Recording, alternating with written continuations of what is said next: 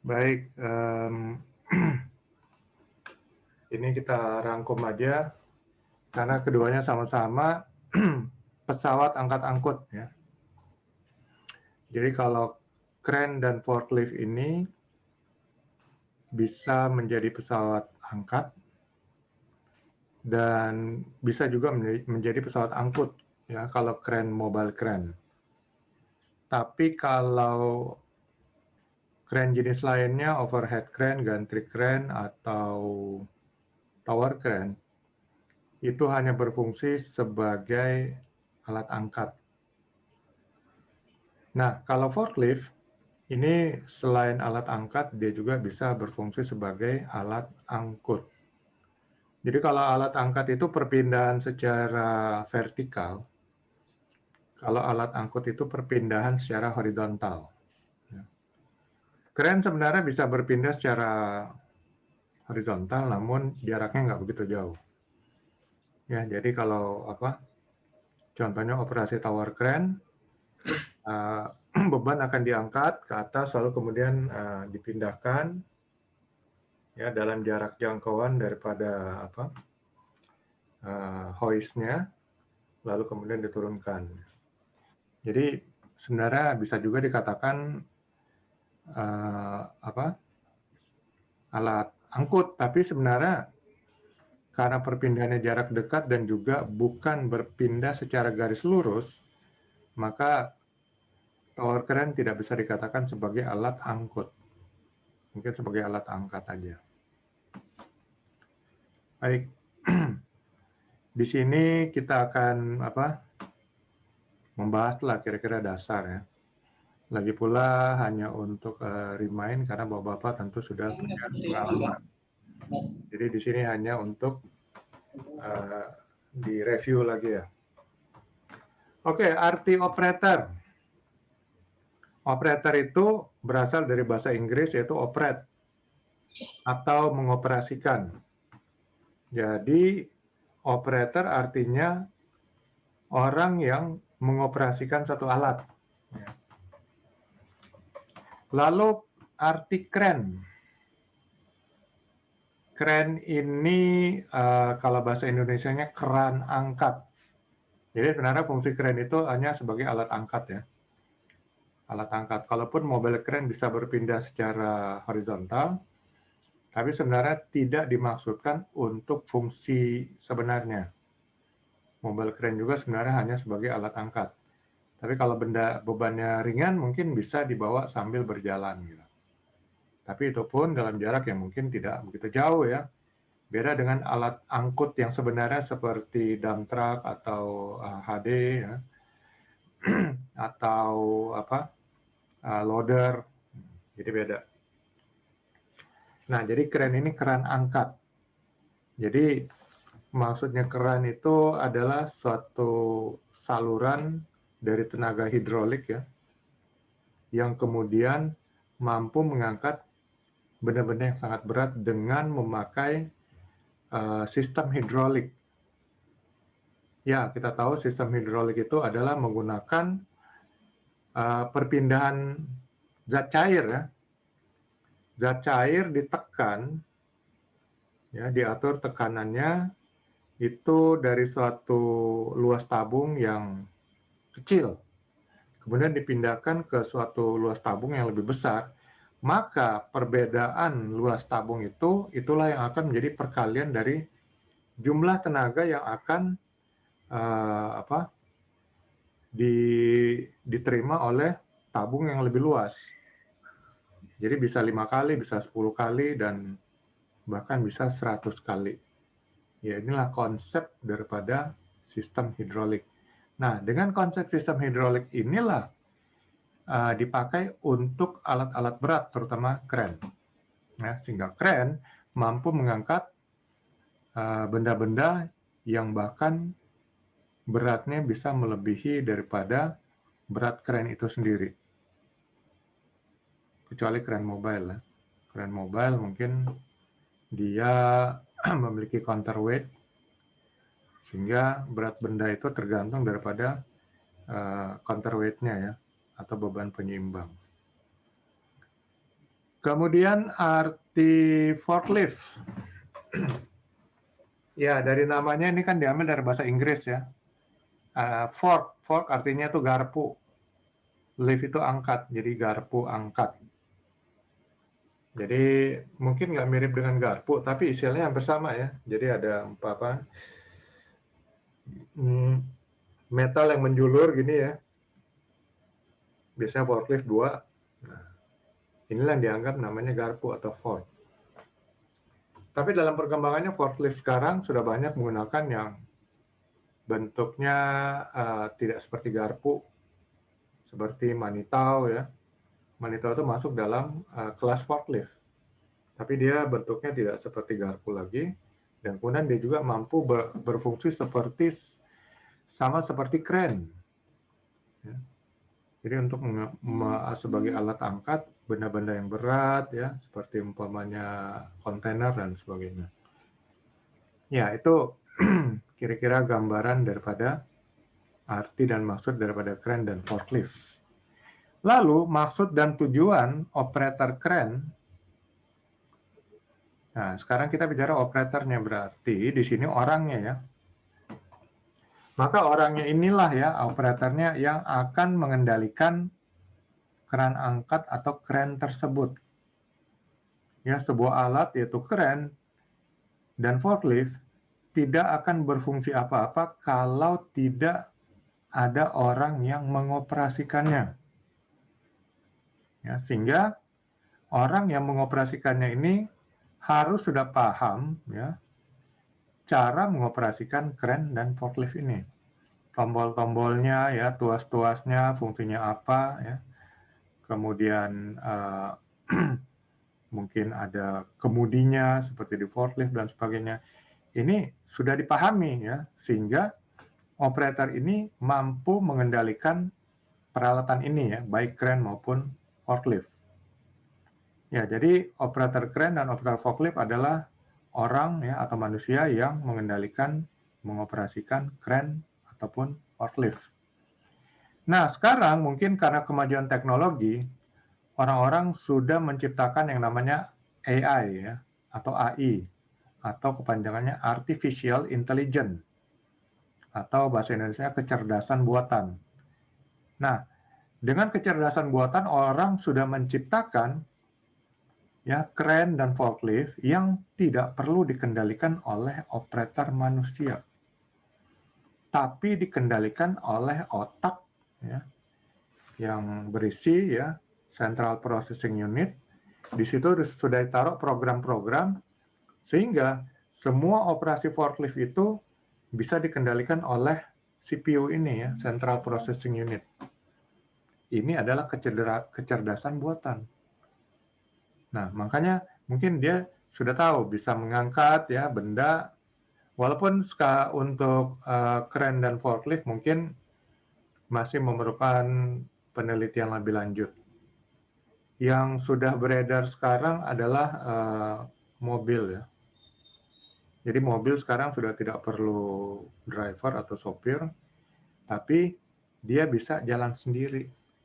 Jadi kalau lagi capek, bapak-bapak duduk aja di belakang ya, nanti mobilnya nyetir sendiri sampai ke rumah gitu. Dia juga udah tahu rumahnya karena mungkin udah di program sampai kemana, nanti dia jalan sendiri gitu. Kalau ada lampu merah dia berhenti ya, ada orang dia bisa hindari. Jadi memang benar-benar kecerdasan buatan. Nah, kedepannya mungkin nggak hanya mobil tapi mengarah ke semua peralatan-peralatan. Kalau untuk pabrik sekarang sudah AI semua ya, artificial intelligence. Jadi semua robot yang bekerja. Kalau dulu mungkin masih memerlukan operator ya untuk mengendalikan robot-robot tersebut. Nah, sekarang sudah diciptakan artificial intelligence. Jadi dia akan berjalan sendiri. Nah, paling tinggal diawasi aja oleh pengawas ya. Segala macam gerakan, itu semua sudah diprogram ya. Jadi sudah ada otaknya yang seperti manusia. Nah, jadi AI atau artificial intelligence atau kecerdasan buatan Ini sudah sampai ke mana-mana ya. Yang jelas sudah ke mobil. Nggak lama lagi profesi kerja sopir udah nggak ada lagi, tinggal kenangan aja. Profesi buruh pabrik ya perlahan-lahan sekarang sudah mulai digantikan oleh artificial intelligence, kecerdasan buatan ya, robot-robot. Walaupun belum semua, masih sedikit ya, karena mungkin implementasinya juga memerlukan investasi yang cukup tinggi ya. Jadi hanya pabrik-pabrik besar mungkin yang baru mengoperasikan artificial intelligence. Karena mereka juga masih hitung-hitungan cost-nya. Kalau sekarang harganya masih mahal, mungkin masih lebih baik menggunakan tenaga manusia. Nanti lama-lama kalau sudah turun, mungkin rame-rame semua pabrik akan beralih kepada artificial intelligence ya. Jadi nggak menggunakan tenaga manusia lagi. Nah, mungkin akan mengarah kepada crane dan forklift juga. Tapi saat ini, bapak-bapak masih dibutuhkan ya, operator crane, operator forklift. Karena crane dan forklift tidak bisa bekerja dan berfungsi kalau tidak dioperasionalkan oleh orang atau operator yang sudah paham ya mengoperasikan peralatan tersebut. Nah, kemudian industri yang memerlukan operator crane dan forklift. Kalau crane ini kebanyakan industri konstruksi ya, industri barang dan barang ya, untuk pemindahan barang, contohnya di pelabuhan. Ya. Biasanya pakai gantry crane atau OHC, overhead crane. Atau dari kapal ke kapal juga kadang-kadang yang menggunakan offshore crane. Ya, offshore crane. Dan ya kira-kira itulah ya industri. Dan sekarang industri pertambangan ya, industri migas, industri perkebunan juga, pabrik-pabrik ya banyak menggunakan operator crane ya. Karena untuk keperluan-keperluan untuk pemindahan benda-benda yang berat. Kalau forklift ini masih banyak digunakan di gudang-gudang ya. Gudang-gudang di pelabuhan-pelabuhan sekarang udah banyak menggunakan forklift untuk pengangkatan kontainer-kontainer manitau ya. Dan ya, forklift masih identik dengan gudang. Ya, untuk pemindahan barang-barang di gudang. Nah, jadi kalau soal operasional maka crane ini lebih luas ya pemakaiannya. Kalau forklift ini walaupun pemakaiannya tidak seluas daripada crane, namun sangat dibutuhkan. Karena ada peraturan juga bahwa benda yang beratnya 15 kilo ya, ada yang sampai 20 kilo, itu nggak boleh dipindahkan tanpa memakai alat bantu. Karena regulasinya seperti itu. Itu untuk menjaga kesehatan ya, supaya tidak terkena yang namanya penyakit tulang belakang. Jadi ya itulah kira-kira industri yang memerlukan operator crane dan forklift. Untuk operasi crane ya, ini juga berdasarkan tonase. Kalau di Permenaker yang terbaru ya, Permenaker nomor 8 tahun 2020. Ini yang terbaru. Dulu mungkin kita familiarnya Permenaker nomor 585 ya. Jadi Permen 585. Sekarang Permen 820 tahun 2020. Nah, itu juga sudah diatur untuk operator crane ya. Untuk peralatan crane berdasarkan tonase. Jadi dari crane yang beratnya sampai 25 ton. Biasanya itu dioperasikan oleh operator kelas 3. Kalau Permenaker ya, kalau BNSP beda lagi. Kalau lalu yang kelas 2 itu 25 sampai 100, kalau kelas 1 itu di atas 100 ton. Nah, kalau di BNSP ini di bawah 35 ton, lalu 35 sampai 70 ton, dan kemudian di atas 70 ton. Untuk forklift, kalau di Kemnaker ini kelas 1, kelas 2 ya. Kalau kelas 1 itu di bawah 15 ton, kelas 2 itu di bawah 15 ton, kelas 1 di atas 15 ton. Kalau di BNSP disatukan aja satu kelas. Ya, jadi sebenarnya skill-nya dan knowledge-nya hampir sama aja untuk kelas-kelasnya di crane maupun di forklift. Cuman mungkin biasanya orang mulai dari bawah dulu sehingga menapak ke atas ya, yang beratnya lebih berat, tingkat bahayanya lebih tinggi, dia sudah punya pengalaman dan skill yang mumpuni sehingga bisa bekerja dengan lebih aman. Nah, gitu aja maksudnya. Kemudian operator crane dan forklift juga harus mengetahui bahaya ya, dan bagaimana pengendaliannya.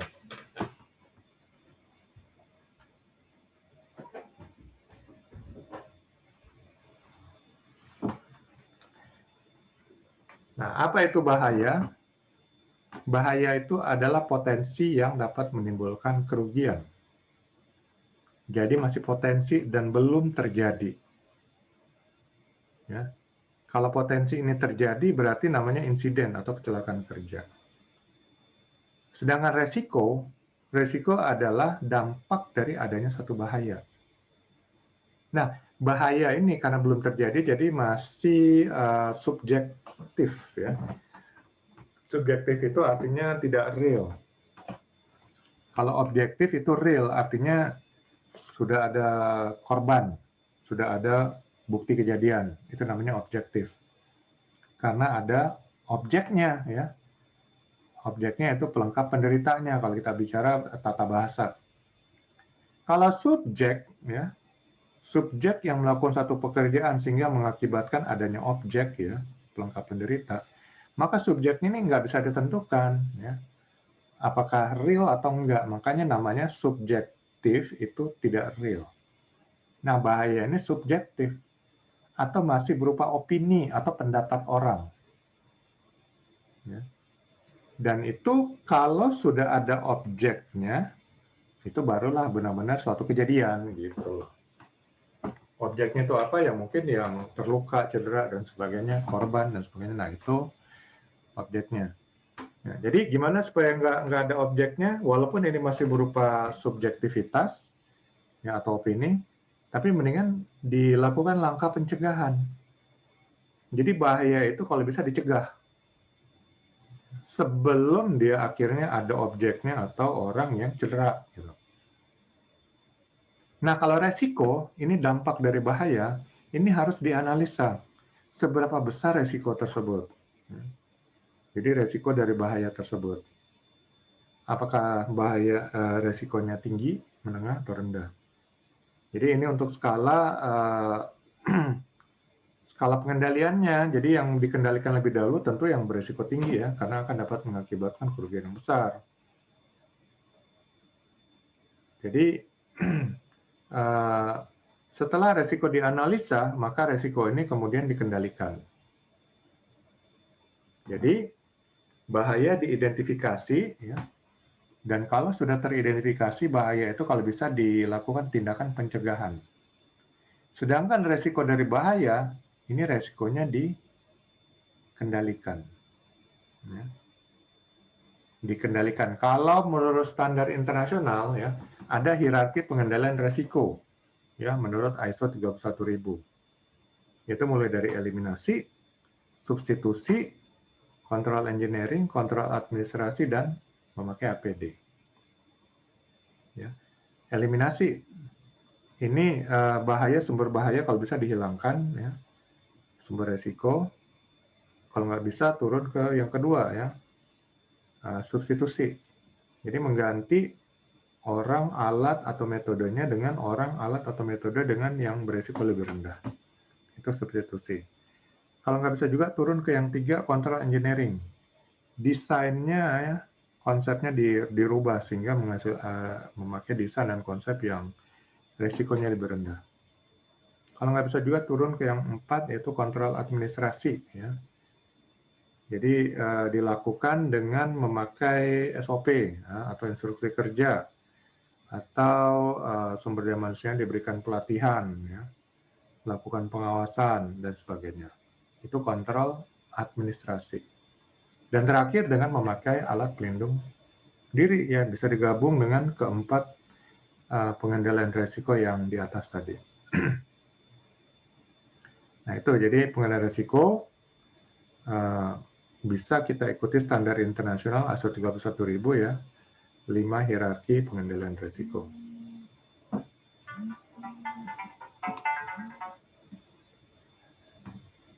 Kemudian operator juga harus memahami bahaya dan risiko dalam dunia kerja. Jadi bekerja, ya, berarti memberikan skill dan knowledge, ya, untuk perusahaan tempatnya bekerja. Ya. Nah, sedangkan dalam pekerjaan itu sendiri pasti memiliki bahaya dan risiko. Karena menurut Undang-Undang Nomor 1 Tahun 70, ya, Dasar Hukum K3, suatu tempat kerja itu adalah adanya suatu aktivitas kerja, ya, adanya aktivitas kerja, ada orang yang melakukan pekerjaan, dan ada sumber bahaya. Jadi tempat kerja itu pasti ada bahaya dan risiko. Nah, inilah yang harus dipahami oleh setiap pekerja. Jadi sebelum dia melakukan pekerjaannya, dia harus memahami dulu bahaya dan risiko yang ada dalam pekerjaannya. Nah, bahaya dan risiko dalam operasional kren tentu aja biasanya adalah bebannya jatuh, ya. Bebannya jatuh mungkin karena tali seling putus, ya, atau pengikatannya kurang kuat, atau karena boomnya patah, atau karena kerennya terbalik kalau mobile keren. Atau mungkin terjadi swing, ya, karena angin kencang dan sebagainya. Yaitu kira-kira bahaya dan resiko. Selain itu mungkin masih banyak bahaya dan resiko, ya. Jadi nantilah ini masing-masing operator kan akan melis, ya, kira-kira bahaya dan risiko dalam aktivitas pekerjaannya. Forklift juga sama, ya, beban yang diangkat mungkin jatuh, forkliftnya terbalik, ya, itu yang akan menjadi bahaya dan risiko dalam pekerjaan forklift. Dan ini yang harus diidentifikasi, ya, diidentifikasi oleh operator forklift, sehingga bahayanya diusahakan dicegah, resikonya dikendalikan.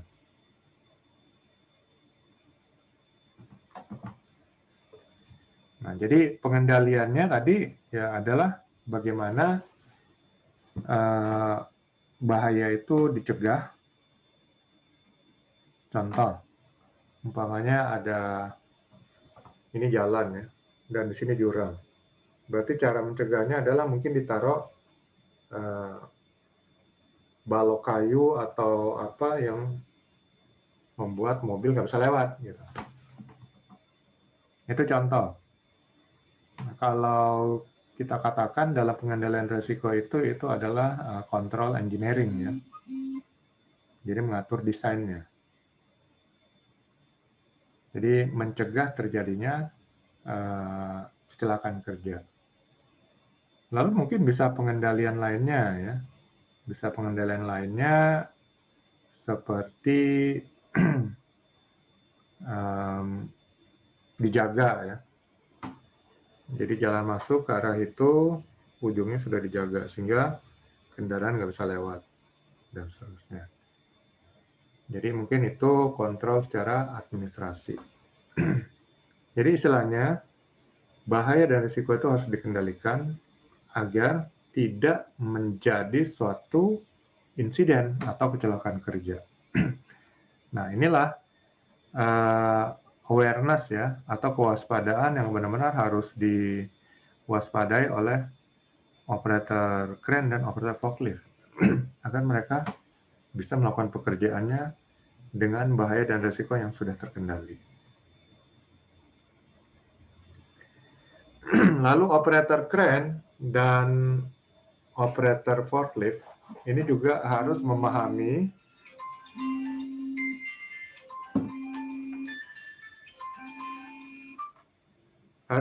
regulasi-regulasi yang ada, ya, standar-standar dan aturan-aturan. Nah, biasanya regulasi ini adalah peraturan perundangan dari pemerintah. Ya, kalau sekarang Permen 8 tahun 2020 berarti itu harus dibaca-baca supaya memahami semua regulasi yang sudah diatur pemerintah terkait operasional pesawat angkat-angkut, ya, di mana di dalamnya ada crane dan forklift.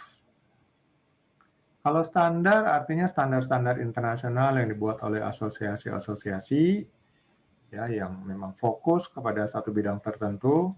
Istimewanya asosiasi mekanik, ya, ASME. Nah, itu mungkin bisa dijadikan standar untuk melakukan pekerjaan, ya, terkait pekerjaan-pekerjaan berhubungan dengan mekanik seperti pengangkatan, ya, pengangkatan dengan crane dan juga forklift. Nah, itu semuanya ada di standar-standar ASME, ya. Standar API juga ada mengatur, ya, untuk dunia migas dan sebagainya. Nah, kalau perlu ini juga dipahami oleh operator crane dan forklift. Dan juga aturan, ya. Aturan di sini adalah aturan internal perusahaan. Ini mungkin berupa aturan perusahaan, lalu SOP, ya, instruksi kerja, kebijakan K3. Ini benar-benar harus diketahui dan dipahami oleh operator crane dan operator forklift. Sehingga mereka bisa tahu apa saja yang tidak diperbolehkan oleh perusahaan dan apa saja yang diwajibkan oleh perusahaan, ya. Contohnya mungkin pemakaian APD, ya. Ya, jadi harus tahu, sehingga yang melanggar rules mungkin akan langsung diberikan peringatan pertama dan terakhir umpamanya. Ada perusahaan yang menerapkan seperti itu. Ada yang tidak se-ekstrim itu, ya, mungkin diberikan peringatan ketiga dulu, ya, seperti peraturan pemerintah SP3. Lalu kalau masih melanggar, ya, diberikan SP2. Masih melanggar juga ada pelanggarannya SP1 dan seterusnya. Kalau masih langgar, ya, di PHK. Nah, ini harus dipahami juga, ya. Jadi kita kalau bekerja, kita harus memahami, ya, mengetahui rambu-rambu. Jangan udah ada rambu, ya, langsung ditabrak juga. Rambu dilarang parkir, malah parkir. Ya, itu melanggar. Kalau ada polisi langsung ditilang. Jadi harus tahu, sehingga tidak melanggar rambu-rambu yang ada. Dan kerja jadi mulus, dan tentu akan ada sedikit reward, ya, untuk pekerja yang performa kerjanya baik, tidak pernah melanggar aturan. Dan juga utamanya peraturan pemerintah. Karena kalau melanggar regulasi pemerintah, nggak hanya pekerjanya aja kena sanksi, mungkin perusahaan tempat bekerja juga kena sanksi. Dan biasanya jangan anggap remeh, jangan sampai yang penting nggak terjadi kecelakaan kerja. Kalau nggak terjadi kecelakaan kerja,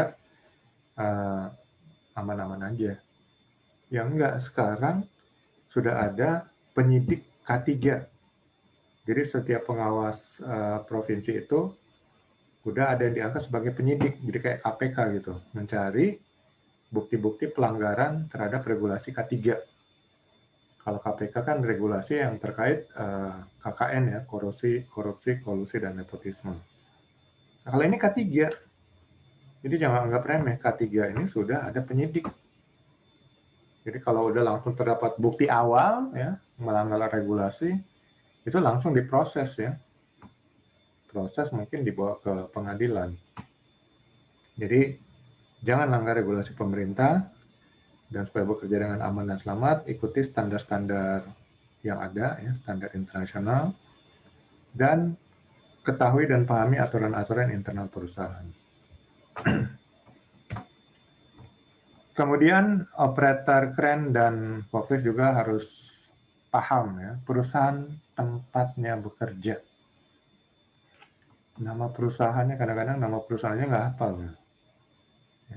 Jadi perusahaan ini artinya ada organisasi, ya, yang melakukan mungkin produksi ya atau distribusi ya atau produksi atau distribusi barang atau jasa. Jadi mungkin perusahaan memproduksi ya barang atau jasa atau sebagai distributornya aja.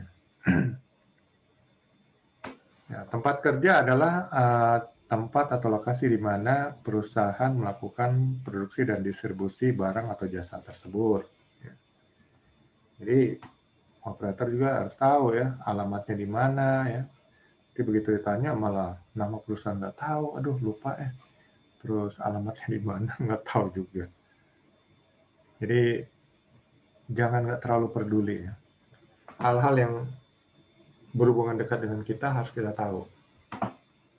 Jangan-jangan nama istrinya nanti mungkin nggak tahu juga ya. Karena manggilnya hey hey doang, hey hey. Jadi harus tahu ya. Lagian itu melatih daya ingat supaya nggak cepat kena pikun gitu. Kemudian harus paham juga aturan dan kebijakan tempat kerja ya. Aturan kerja masuk jam 8 ya, pulang jam 5. Itu harus dipahami. Karena kalau melanggar mungkin akan dicatat dan akhirnya KPI-nya ya atau Key Performance Indicator-nya akhir tahunnya buruk. Jadi nggak naik gaji, ya, nggak naik jabatan dan sebagainya. Harus paham semua aturan dan kebijakan tempat kerja. Kemudian pengawasan ya. Jadi mungkin nanti ada pengawas, bapak-bapak mungkin bisa mengawasi operator yang baru ya sambil ngajarin sebagainya. Itu harus dilakukan. Dan bapak-bapak pun mungkin diawasi, jadi harus menunjukkan performa kerja yang benar ya, tidak melanggar aturan dan bekerja dengan performa yang terbaik.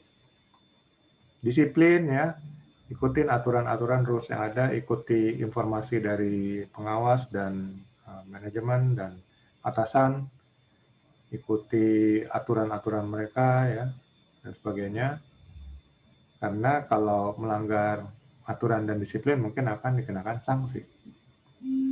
Kalau sudah kena sanksi, tentu saja mungkin KPI-nya akan jadi jelek gitu. Atau performa kerjanya jelek dan mungkin akan susah naik gaji, susah naik jabatan. Kemudian ciptakan budaya kepatuhan ya.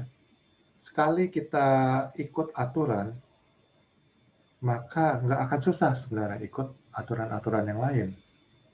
Dan kita akan terbiasa patuh. Ini namanya budaya kepatuhan. Jadi semua aturan, baik aturan pemerintah, ya, aturan perusahaan, dipatuhi ya. Karena peribahasa mengatakan bisa karena biasa. Kalau biasa melanggar ya, akhirnya melanggar terus. Jadi momentumnya jalan terus. Itu harus di stop ya. Stop ya melanggar aturan, biasakan patuh, dan lama-lama ini akan jadi budaya. Sesuatu yang diulang-ulang akan jadi kebiasaan, dan kebiasaan yang dilakukan secara konsisten akan menjadi budaya. Bukan pak daya. Ya. Jadi budaya itu sebenarnya adalah atau yang kita bilang adat, itu karena sesuatu yang dilakukan berulang-ulang turun-temurun. Nah, gitu. Itu namanya budaya. Kecelakaan kerja dan K3.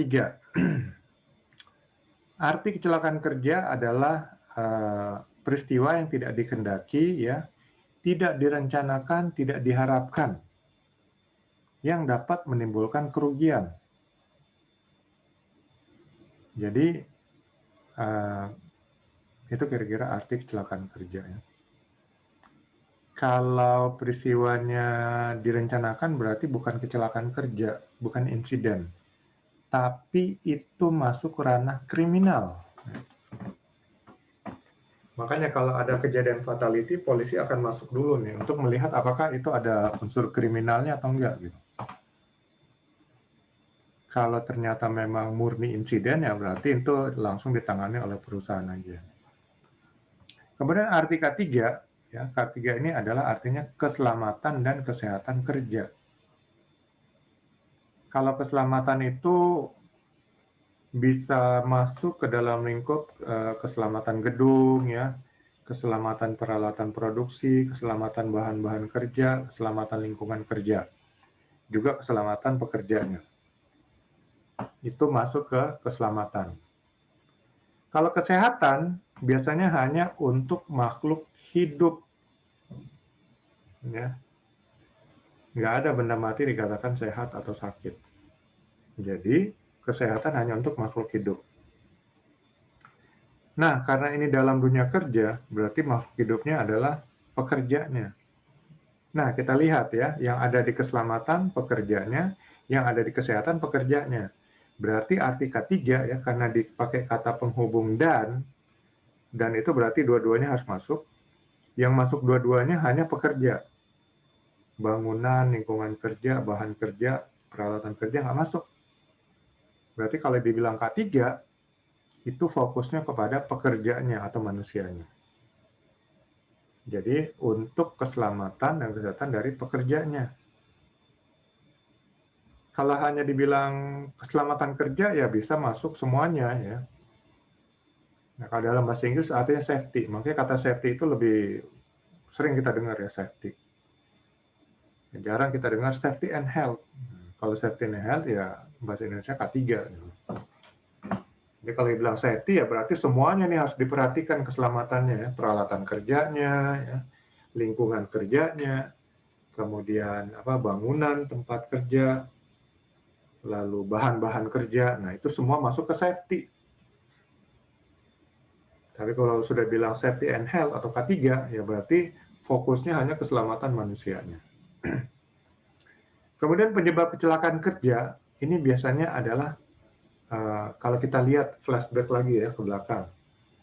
Tahun 1925 ada seseorang yang namanya S.W. Henry.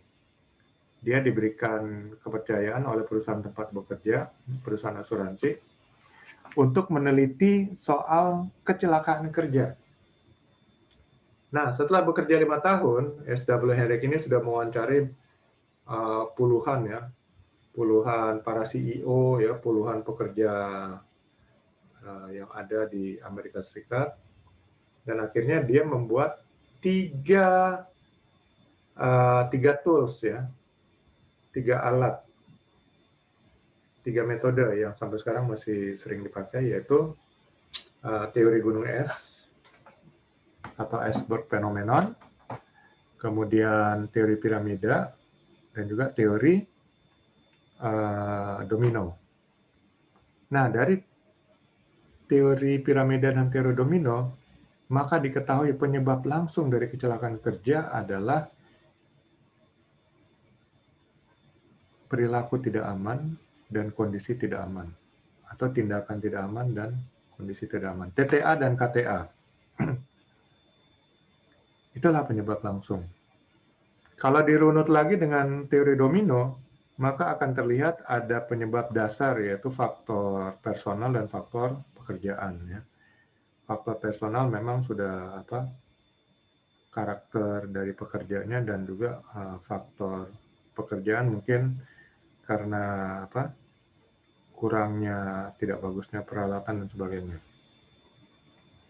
Lalu di belakang lagi ada lagi faktor domino, yaitu manajemen. Ya. Manajemen kurang menunjukkan perhatian, ya, tidak adanya leadership, ya, komunikasi kurang baik. Nah, tapi sebenarnya penyebab langsungnya itulah unsafe condition. Nah, inilah yang harus dihilangkan. Ya. Tindakan-tindakan tidak aman, ya, seperti umpamanya nggak pakai APD, ya, shortcut SOP atau tidak mengikuti SOP, ya, melawan instruksi pengawas dan sebagainya. Ini harus dihilangkan, ya, tindakan-tindakan tidak aman dan juga kondisi tidak aman, ya. Jadi peralatan yang nggak pernah dipelihara, di-maintain, kemudian lingkungan kerja yang dibiarkan kotor, berantakan dan sebagainya, itu harus segera dihilangkan, ya. Sehingga dengan tidak adanya TTA dan KTA, maka kecelakaan kerja ini bisa diminimalisir, bahkan dihilangkan. Ya. Karena menurut teori DuPont, 96% kecelakaan kerja itu karena unsafe condition. Jadi kalau unsafe condition yang dihilangkan, mungkin ya tidak ada kecelakaan kerja. 4% itu mungkin ya faktor sial atau apalah gitu, faktor nasib. Itu juga nggak terlalu banyak ya. Jadi benar-benar 96% dihilangkan, maka mungkin kecelakaan kerja akan hilang atau minimal diperkecil atau diminimalisir. Nah, untuk kecelakaan kerja dalam pekerjaan operasi kren, ya ini nanti sesuai dengan mungkin sudah dibuat list apa aja mungkin ya bahaya dan resiko, itulah nanti yang ada hubungannya dengan kecelakaan kerja. Dan itulah yang nanti dicegah dan dikendalikan ya. Itu juga dalam forklift. Yang jelas karena ini mengangkat benda-benda berat, ya kecelakaan yang akan sering terjadi adalah bebannya itu jatuh. Jadi bagaimana supaya nggak jatuh? Ya harus diperhatikan ya, kerennya adalah layak pakai ya. Semua peralatan alat bantu, hoist ya, tali sling ya, shackle sama hooknya itu semua dalam kondisi layak pakai, selalu diperiksa sebelum memulai pengoperasian, dan pastikan kalau semua itu dilakukan tentunya ya kecelakaan kerja dapat dihindari dan diminimalisir. Sama juga dengan forklift ya, periksa semuanya, mulai dari sistem hidroliknya, garpunya dan sebagainya, semuanya dalam kondisi yang terbaik sehingga layak dipakai, barulah operasi dilaksanakan. Kalau nggak pernah diperiksa langsung main pakai aja, ya itu kemungkinan akan bisa menimbulkan kecelakaan kerja. Ya. Jadi itulah cara pencegahan dan pengendaliannya ya. Jadi melakukan pemeriksaan dulu. Kemudian kerjasama, ya komunikasi yang baik dengan pengawas dan dengan pekerja lainnya. Dan kemudian menerapkan aturan-aturan K3 ya. Aturan-aturan K3 ya, mengikuti SOP-nya segala macam. Kalau semua diterapkan, mungkin kecelakaan kerja dapat dikendalikan ya, diminimalisir dan dihilangkan.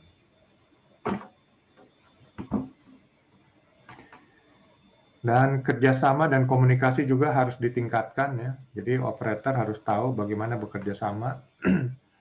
Kalau operator kren tentu bekerja sama dengan pengawas dan rigger ya. Kalau operator forklift mungkin bekerja sama dengan pengawas dan operator forklift lainnya, dan juga dengan orang-orang yang ada di gudang, manajemen gudang.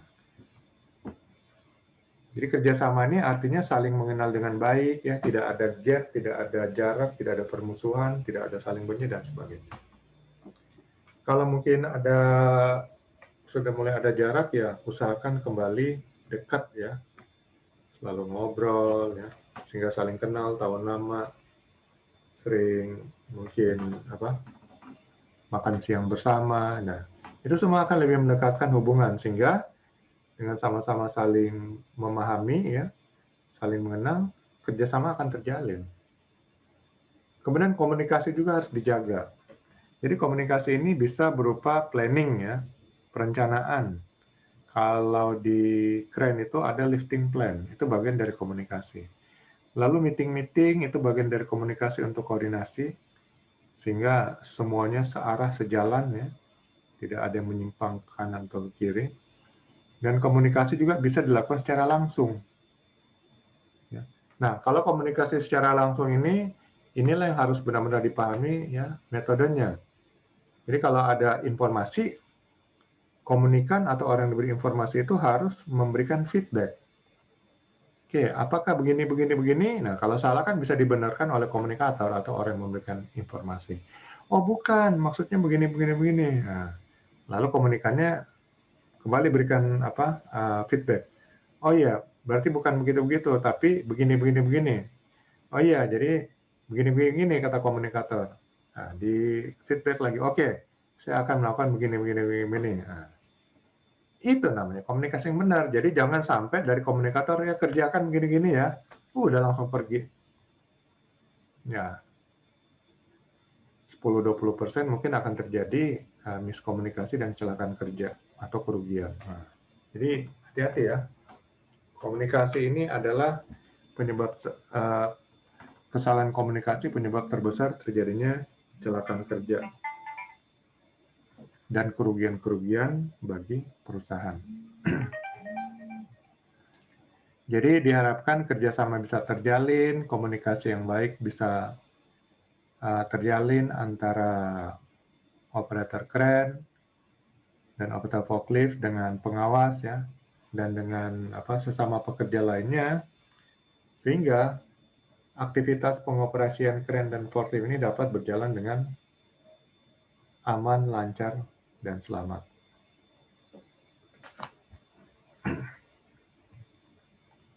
Tugas dan tanggung jawab operator. Jadi arti tugas dan tanggung jawab adalah segala pekerjaan yang harus dilakukan ya. Segala pekerjaan harus dilakukan oleh operator. Dan mungkin ini sudah dituangkan dalam job description. Jadi kalau perusahaan memang fokusnya kepada pengangkatan ya, beban-beban, alat-alat, benda-benda berat, maka mungkin ini menjadi full time bagi operator kren atau operator forklift.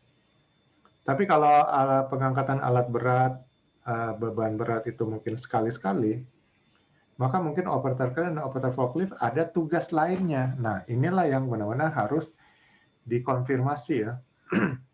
Jadi harus dijelaskan dalam kesepakatan kerja dan juga dalam job description-nya, apakah full time sebagai operator kren atau operator forklift, atau ada tugas dan tambahan lainnya. Sehingga operator kren dan operator forklift benar-benar memahami ya, oh ya ada tugas tambahan lainnya. Nah itu harus dipahami juga bagaimana cara mengerjakannya dan kapan akan dikerjakan. Jadi tugas dan tanggung jawab ya tentu akan mengoperasikan alat yang bernama kren ya untuk operator kren. Lalu tugas dan tanggung jawab untuk operator forklift ada mengoperasikan alat yang bernama forklift. Ya. Selain mengoperasikan tentu memelihara. Memelihara ini artinya mungkin ya setiap sebelum dipakai tiap hari dipanasin. Kalaupun sekarang mungkin sudah ada teknologi sehingga mesin tidak perlu dipanasin lagi, bisa langsung digunakan karena tidak seperti mesin-mesin zaman dulu ya. Itu olinya baru bisa difungsikan setelah dilakukan pemanasan. Sekarang mungkin teknologi sudah maju. Tapi kalau mau dipanasin juga nggak masalah. Dan harus dicek ya, pre-start check bahwa semuanya bagian berfungsi dengan baik. Itulah tugas dan tanggung jawab. Karena kalau nggak dicek, langsung dijalankan, tiba-tiba ada yang masalah, seperti forklift, ternyata remnya bermasalah, mungkin bisa terjadi insiden. Jadi cara menerapkan tugas dan tanggung jawab operator kren dan operator forklift, pertama, konfirmasi dulu ya job desk-nya. Yang kedua, pahami ya tugas dan tanggung jawab itu dengan benar. Kalau perlu, komunikasi dengan atasan langsung atau dengan bagian HRD. Nah, setelah paham dengan benar tugas dan tanggung jawab, baru terapkan ya sesuai dengan tugas dan tanggung jawab yang sudah diberikan oleh perusahaan. Yang penting dalam melaksanakan tugas dan tanggung jawab adalah kedisiplinan ya. Disiplin dalam menerapkan tugas dan tanggung jawab, disiplin dalam mengikuti aturan dan rambu-rambu yang berlaku ya. Patuh terhadap aturan ya. Sehingga mungkin akan mendapatkan reward dan menghindari hukuman atau punishment atau SP ya, surat peringatan. Pengangkatan atau lifting. Ya, kalau kita lihat manusia sejak zaman dulu, sejak manusia pertama mungkin, itu pasti sudah melakukan aktivitas pengangkatan. Jadi pengangkatan benda, batu, kayu, dan sebagainya. Kalau masih dalam lingkup ya, atau masih bisa diangkat secara manual, ya itu nggak masalah. Karena menurut standar, kalau di kita ini, di Indonesia, sampai 20 kilogram ya, itu bisa diangkat secara manual.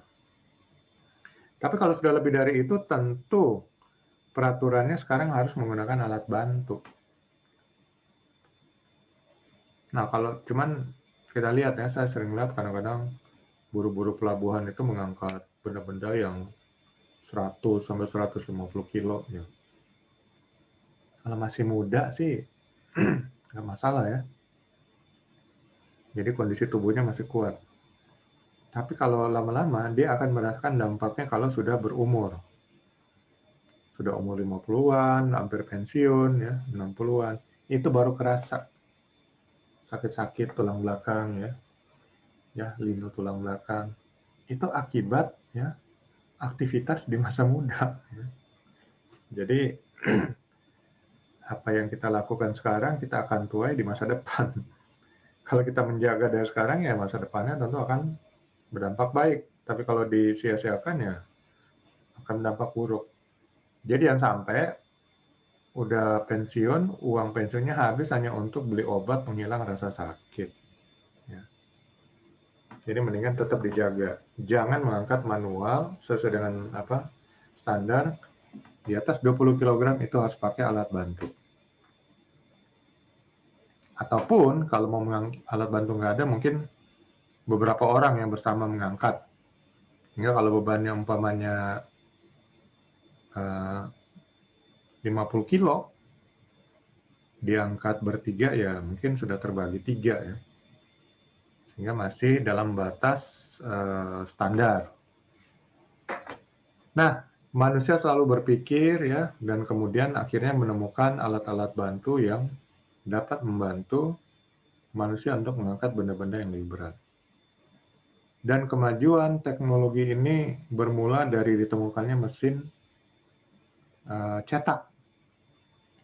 Jadi dengan ditemukannya mesin cetak, maka manusia bisa menuliskan ya white paper-nya di dalam suatu mungkin media, lalu media ini disebarkan, dibaca oleh ilmuwan di tempat lainnya, dikembangkan lagi dengan lebih baik, dan terjadilah akumulasi ya perkembangan teknologi yang cepat. Ya.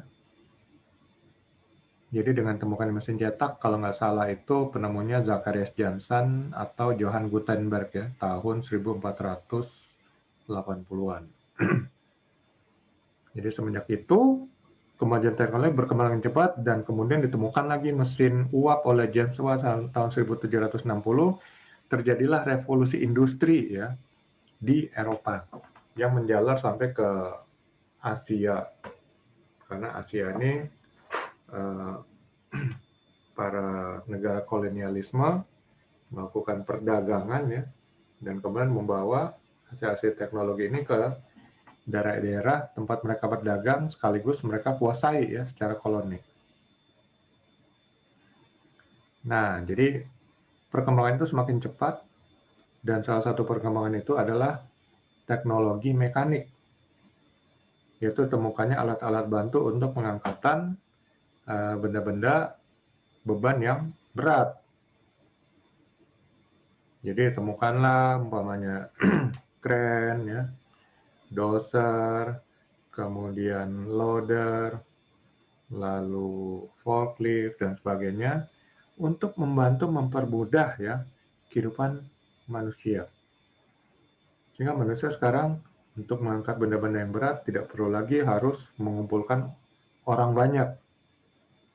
Cukup 1-2 orang kerjasama bisa mengangkat benda-benda yang mungkin 10, 20 kali, 30 kali, 100 kali lebih berat dari badannya sendiri. Nah, itulah luar biasanya kemajuan teknologi ya. Penggunaan alat bantu ya, dengan kemajuan teknologi bisa sangat mempermudah usaha manusia untuk melakukan pemindahan benda-benda yang berat. Apalagi dengan ditemukannya konsep sistem hidrolik ya.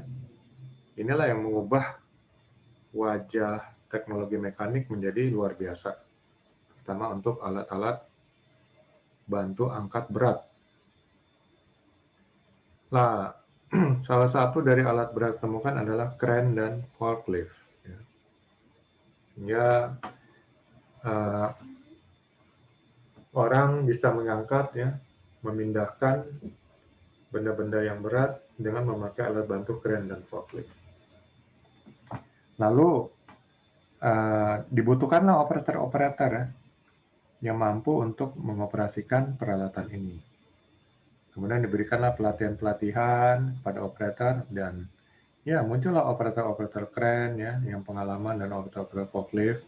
Inilah yang membantu untuk mengoperasikan peralatan tersebut. Dan kemudian walaupun teknologi sudah maju, tetap aja diidentifikasi bahaya dan risiko ya dalam pengangkatan, di mana tentunya bahaya terbesar adalah benda berat yang jatuh. Karena kalau benda ringan jatuh nggak terlalu masalah. Kalau berat berarti akan ada dampaknya ya. Mungkin bendanya akan terpelanting dan terkena orang dalam jarak sekitar beberapa meter ya dari lokasi jatuhnya dan sebagainya. Apalagi kalau yang jatuh itu adalah benda yang berbahaya, B3, ya, bahan kimia berbahaya atau bahan yang mengandung radiasi dan tentu akan sangat fatal ya. Jadi untuk mengangkat benda-benda yang berbahaya dan mengandung radiasi tentu ada SOP tersendiri ya. Sehingga untuk benar-benar mencegah resiko dari terjatuh yang dapat mengakibatkan bahaya yang lebih besar ya dari bahaya B3 dan juga bahan yang mengandung radiasi tersebut. Nah, inilah yang harus dikendalikan ya, sebagaimana kita sudah bicarakan tadi. Dan untuk operasi pengangkatan, maka diharapkan ya, operator itu memahami dan mengenal alatnya, baik itu kren, baik itu forklift. Memahami buku manual alat-alat tersebut. Jadi biasanya pada waktu pembelian kren dan juga forklift tentu ada manual ya dari pabrik. Nah, manual dari pabrik inilah memang sudah teruji, mereka sudah melakukan pengujian dan mereka sudah menjelaskan di situ bagaimana cara mengoperasikan dengan benar, bagaimana cara memelihara dengan benar, dan ini harus dipahami oleh operator. Sehingga walaupun maintenance nanti akan dilakukan oleh mekanik, tapi maintenance harian tentu dapat dilakukan oleh operator ya. Kemudian memahami cara pemeliharaan kren dan forklift ya dari manual tadi. Untuk kren, ini juga harus mengenal rigger dan pengawas. Karena ini akan menjadi tim kerjanya. Untuk forklift ya mengenal orang-orang yang berada di gudang dan juga pengawas, penanggung jawab gudang dan sebagainya. Kita harus selalu ada komunikasi yang baik dengan sama rekan kerja. Jangan bekerja sendiri ya, tidak bagus. Karena kalau ada apa-apa, orang terdekat itulah yang dapat membantu kita. Kalau ngajak musuhan semua orang lain, kalau kita ada apa-apa, kecelakaan dibiarin aja, mampus lo katanya. Kemudian mengenal jenis beban dan lingkungan kerja serta kondisi cuaca. Ya, terutama bagi operator keren ini. Jadi harus mengenal lingkungan, apakah ada kabel listrik. Biasanya kalau kabel listrik tegangan ekstra tinggi itu tidak ada pelapisnya ya, jadi kabel telanjang. Jadi kalau nyentuh ke boomnya itu akan langsung kesetrum tuh semua bagian, karena bagian daripada kren itu tentu adalah metal gitu ya. Dan mungkin bisa kena juga kepada operatornya di dalam kabin. Dan bahaya ya, karena itu ekstra tinggi. Di atas 250 kV atau 250.000 volt. Kalau kena dalam hitungan detik langsung angus gitu ya. Jadi hati-hati, lihat ya apakah ada kabel listrik, kemudian kondisi cuaca. Kalau forklift mungkin di dalam gudang nggak terlalu masalah ya.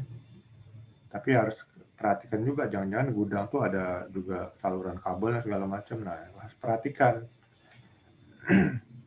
Dan yang jelas harus mengenal jenis bebannya. Apakah ini bahan berbahaya dan beracun, ya bahan kimia berbahaya.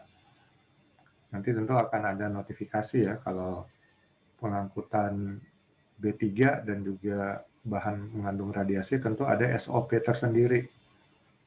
Jadi kalau yang mengangkut itu tentu akan dilakukan dengan lebih hati-hati. Juga berapa berat bebannya, bentuk bebannya sebagaimana dan sebagainya. Ini juga harus kerjasama antara operator dengan rigger ya, supaya bebannya itu tidak swing nanti saat diangkat dengan kren. Lalu persiapan operasi ya, dilakukan briefing dulu pertemuan awal ya, tiap sebelum bekerja pada pagi hari. Kemudian menjaga fisik, ketahui kalau sedang sakit jangan memaksakan untuk mengoperasikan alat. Dan juga kalau kren biasanya ada lifting plan. Lifting plan ini harus dipahami dulu oleh operator kren ya. Kalau forklift mungkin nggak ada, tapi mungkin ada perencanaan harian juga untuk melakukan pengangkatan. Jadi kerjasama dengan pengawas atau supervisor, kira-kira apa aja barang yang akan diangkat hari itu, apa yang akan dipindahkan, dan sebagainya. Jadi bekerja secara teratur, ya, rapi, selalu bekerja dengan perencanaan yang rapi. Sehingga dengan adanya rencana juga akan buat laporan harian itu lebih mudah ya, buat laporan dalam buku operator. Dan lalu lakukan pemeriksaan awal setiap menggunakan kren atau forklift ya, sebelum menggunakan kren atau forklift, untuk memastikan kren dan forklift itu dalam kondisi layak pakai. Jangan sampai ternyata ada masalah, langsung dipakai dan tidak terdeteksi, dan itu akan menimbulkan masalah yang lebih besar. Kemudian selalu berkoordinasi dan berkomunikasi ya dengan rigger kalau untuk kren. Dan konsentrasi selalu dalam bekerja, fokus, serius. Ya. Hilangkan dulu pikiran-pikiran masalah-masalah lain, tapi konsentrasi dan fokus pada pekerjaan. Karena ini mengangkat beban yang berat ya. Hilang sedikit konsentrasi, hilang sedikit fokus, tentu akan bisa masalah. Beban bisa jatuh dan sebagainya. Dan kemudian setelah selesai dipakai ya pada akhir pekerjaan pada hari tersebut, diparkir di tempat yang sudah ditentukan, dan kemudian lakukan pemeriksaan akhir. Ya. Cek lagi semuanya, semua kondisi yang dalam keadaan baik, lalu dikunci dan kemudian tinggalkan.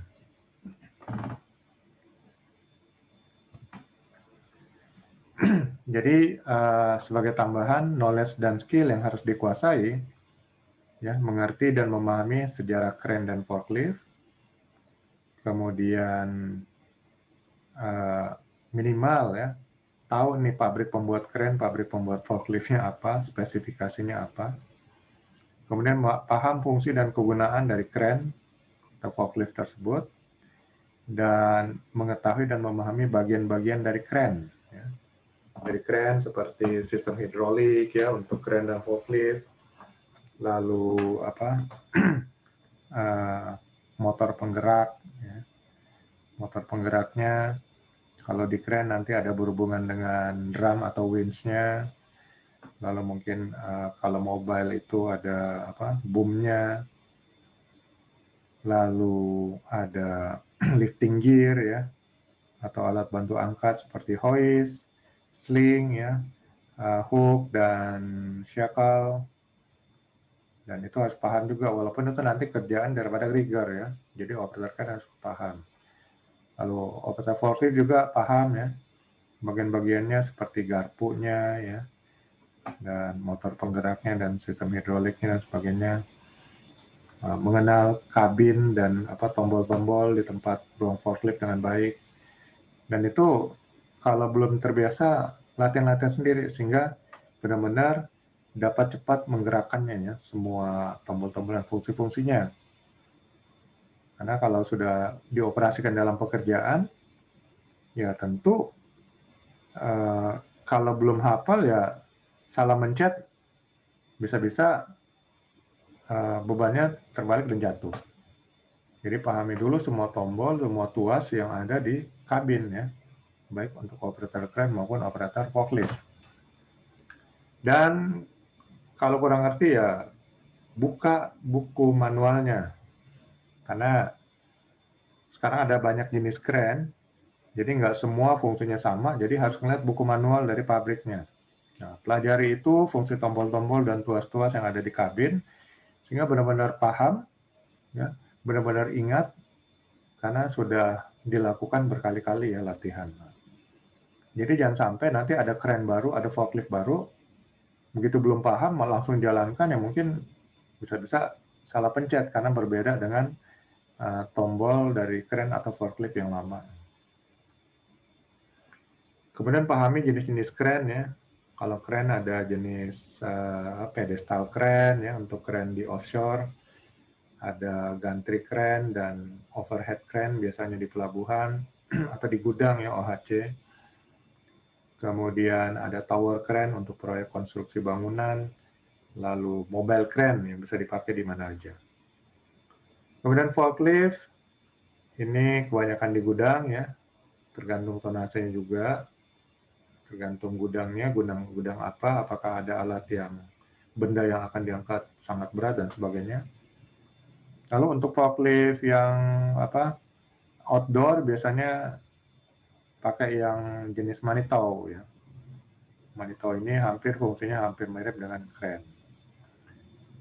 Kemudian paham ya pra pengoperasian kren. Jadi melakukan pemeriksaan harian sebelum kren dioperasikan, ya. Cek semua bagian-bagian ya, tes ya, remnya, lampunya, segala macam semua fungsi dengan baik. Kalau ada masalah ya coba perbaiki, kalau bisa perbaiki, kalau enggak ya laporkan ke pengawas, supervisor atau ke mekaniknya ya, untuk diperbaiki. Tapi kalau memang dituntut untuk pekerjaan, kalau yang rusak nggak terlalu signifikan ya mungkin lakukan operasi, selesai mungkin segera laporkan ke mekanik untuk diperbaiki. Kemudian tahu ya cara menggunakan kren dan forklift ya, paham sudah semua tombol-tombol yang ada di kabin, dan kemudian bagaimana fungsi dan kegunaannya. Kemudian karena antara merek yang satu dengan merek yang lain mungkin nggak sama, jadi makanya nanti acuannya juga tetap latihan dengan menggunakan manual book-nya ya. Lalu paham pemeliharaan kren ya, pemeliharaan harian. Kalau pemeliharaan rutin ya, jadi pemeliharaan besar ya tentu akan dilakukan oleh mekanik. Tapi kalau pemeliharaan kecil ya, pemeliharaan harian ini diharapkan operator kren maupun operator forklift sudah bisa melakukannya. Kemudian melakukan pemeriksaan ya, pemeriksaan harian. Ini juga dilakukan oleh operator kren dan forklift untuk memastikan semua fungsi-fungsi itu bekerja dengan normal dan layak pakai. Kalau untuk perbaikan nanti akan dilakukan oleh mekanik ya. Jadi jangan coba melakukan perbaikan sendiri untuk alat kren ataupun forkliftnya. Jadi intinya untuk pengoperasian pesawat angkat dan angkut, memahami buku manualnya, memahami SOP standar operating procedure alat, memahami instruksi daripada pengawas dan atasan, supervisor, memiliki pengetahuan dasar untuk kren dan forklift, ya, mengikuti pelatihan dan kemudian latihan-latihan, lalu fokus, konsentrasi, dan melakukan kerjasama dan komunikasi yang baik dengan sesama rekan kerja dan dengan pengawas. Inilah knowledge skill dasar yang harus dimiliki oleh operator kren dan forklift. Nah, ini adalah sertifikasi BNSP. Jadi saat ini BNSP bisa dilakukan dengan online. Jadi uji kompetensi juga nanti online, cuman ada aturan-aturannya, nanti ada pre-assessment ya dari Mbak Elizabeth, nanti ikuti lagi jadwal untuk pre-assessment. Intinya mengetahui bahwa BNSP ini adalah salah satu badan yang dibentuk oleh pemerintah dan bertanggung jawab kepada presiden langsung. Nah, kepada presiden dia bertanggung jawab. Jadi lebih tinggi daripada sertifikasi kementerian ya. Karena badan ini langsung bertanggung jawab kepada presiden. Konsep dari BNSP adalah melakukan uji ya kompetensi terhadap semua pekerja dan profesi yang ada di Negara Kesatuan Republik Indonesia. Tujuannya adalah untuk memastikan bahwa pekerja-pekerja yang lulus uji ini benar-benar kompeten di bidangnya. Ya. Dan untuk dasar kompetensi itu ada dua. Pertama, berdasarkan pengalaman. Kedua, berdasarkan pendidikan dan latihan, diklat. Ya. Nah, jadi kalau berdasarkan pengalaman nanti mungkin harus mengumpulkan bukti-bukti, ya dokumen-dokumen berdasarkan pengalamannya. Nanti diuji, pengujinya yaitu asesor untuk memastikan bahwa pengalaman ini benar-benar dimiliki oleh operator yang bersangkutan. Nah, yang kedua berdasarkan diklat ya, seperti ini pendidikan dan pelatihan. Nah, kalau berdasarkan diklat mungkin akan ditanya sesuai dengan teori-teori ya dan skill-skill praktek yang sudah diikuti. Karena di sini nggak ada praktek karena online, jadi diharapkan operator itu udah punya pengalaman. Nah, nanti pengalamannya inilah yang akan dimasukkan sebagai bagian, jadi digabung ya, pengalaman dan juga diklat. Nah, itulah syaratnya, sehingga ini juga pengalamannya akan menjadi nilai tambah bagi penguji ya, untuk dapat akhirnya nanti mengatakan bahwa Bapak ini dinyatakan kompeten. Nah, jadi uji kompetensi nanti dilakukan oleh asesor yang ditunjuk oleh LSP. LSP ini lembaga sertifikasi profesi yang sudah diakreditasi dan diberi lisensi oleh Badan Nasional Sertifikasi Profesi. Jadi nanti untuk uji kompetensi akan ditentukan jadwalnya, kemungkinan hari Senin, jamnya berapa, ya kira-kira antara 30 menit sampai 1 jam. Ya, kalau memang dilihat sudah kompeten, mungkin nggak begitu lama ya. Tapi kalau kayaknya meragukan, asesor akan nanya pertanyaan, nggak bisa dijawab, akan dikasih pertanyaan lagi yang lebih mudah. Masih nggak bisa dijawab, mungkin masih dibantu lagi. Masih nggak bisa dijawab, akhirnya akan nyatakan belum kompeten. Dan nanti kompetensinya ini berdasarkan unit-unit kompetensi ya, yang akan kita bahas besok. Ya, di SKKNI, Standar Kompetensi Kerja Nasional Indonesia.